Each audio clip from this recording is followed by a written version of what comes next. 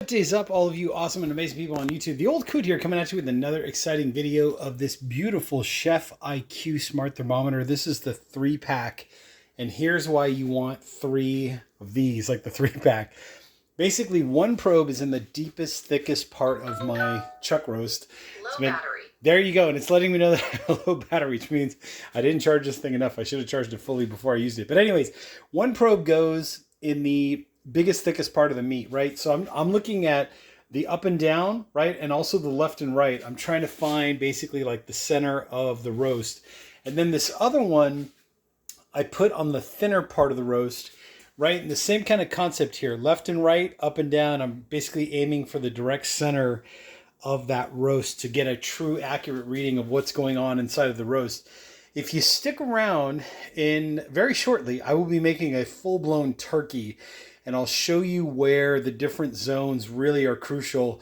Leg meat, right? Thigh meat, breast meat, right? You've got different things going on, different thicknesses and all that stuff. So that's why it's important to have 1, 2, 3 probes. But anyways, what's going on in the base unit? Great, by the way. This thing talks to you. The light stays on. It lets you know that you're paired, right? That's your Bluetooth light that lets you know that you're paired with your phone or device or whatever. It connects also with your Wi-Fi if you want to do that as well. But anyways, you do have, there's a built-in speaker in here, which is pretty awesome. And it actually talks to you. When the red light flashes, it's letting me know that one of the probes is low. And then going back to the app, basically, I found out that probe number 2 is kind of low. So my meat's pretty much done, by the way. I'm at, give or take, around 150-ish on the thick side and around 156, 158 on the thinner side.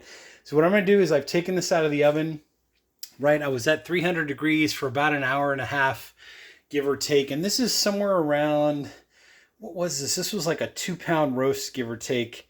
But anyways, I'm getting ready now to let this rest. That's very important, is once I take my roast out of the oven, I'm going to let it rest for about half the time of the cooking time.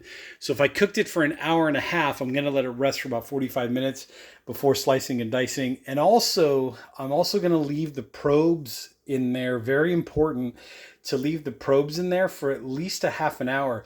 Because if I pull the probe out now, what's going to happen is all the juice is going to come running out like a fire hose. And you don't want that. So to maintain that juicy roast, when you're slicing it, right, leave the probes in there. Another question that came up in the comment section, I remember, was someone was saying that they were having a hard time like cleaning this because they had used it so many times. My best advice is, once the roast has rest, or your turkey or your pork shoulder or whatever it is that you were making and using the temperature probes, after it's had a chance to rest, what I would do is pull out the probe and immediately just wipe it off with a paper towel, like any kind of paper towel, just to kind of get most of the gunk off of there. And it's making noises. Low battery. Low battery. He's letting me know low battery again.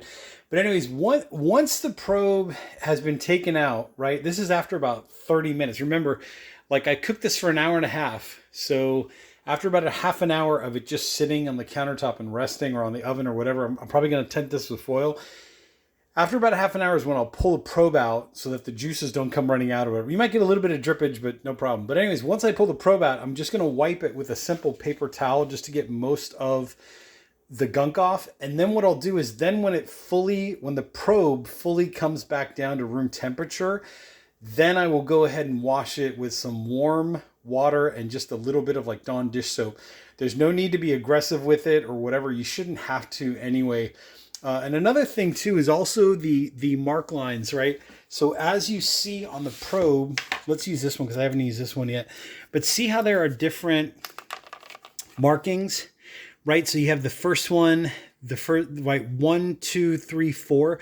You want to insert the probe as deep as you can, but not past this last line here. You don't want to go past that. So see how I'm like I'm right at the brink of the line, and that's basically where I wanted to be at.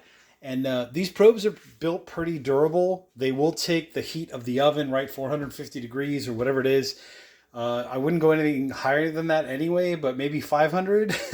But if you go ahead and read through the owner's manual, the instructions, everything that comes in here, very nice company, by the way. Very easy to lay out. The app is pretty easy to install, to get set up, all that stuff. once you download it onto your phone or your tablet device, whatever you decide to use, once you download the app, everything is pretty straightforward. There's cooking controls, you have recipes. It'll even tell you like if you want to cook a brisket or you want to cook this, and it's got photos, right? Which is kind of cool too. Anyways, before this video gets too long, I just wanted to say kudos to Chef IQ for making such a great product. Pretty simple. One of the questions that comes up a lot in the comment section is how do you charge these probes and how do you charge the base unit? Basically, the way it works is once everything is done and cleaned and everything's come back down to room temperature and the whole shebang, what you do is you put your probes back into the home base, let's call this. So once this goes in here, you basically put them in click. And actually, wait, let me get this piece of rubber out. And by the way, you don't need these rubber pieces. Let me take this off actually while we're here. So these rubber pieces are just designed for transportation so that nothing gets damaged. And also those clear plastic or these plastic tabs, these yellow tabs, yellow and white tabs. Once you take it out of the box, you don't have to put them on again. This is my second time using this, but basically what you want to do is once you get your probe in there, it kind of nestles itself into place, right? Like so, and then basically you push. It's gonna let me know low battery again. But basically, once you get your probe in there, you basically push down, click. So now it's made contact.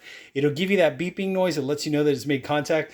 Now you can go ahead and plug this in with the supplied cable. See that USB-C port right there?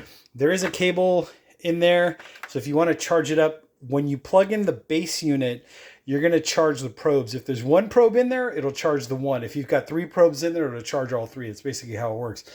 Anyways, with that being said, hit that like button, hit the subscribe button down there below. If you want to be notified when these videos come out, and when I do make that turkey, hit that notification bell as well. I will put a link to this down below in the description, so make sure to check that out.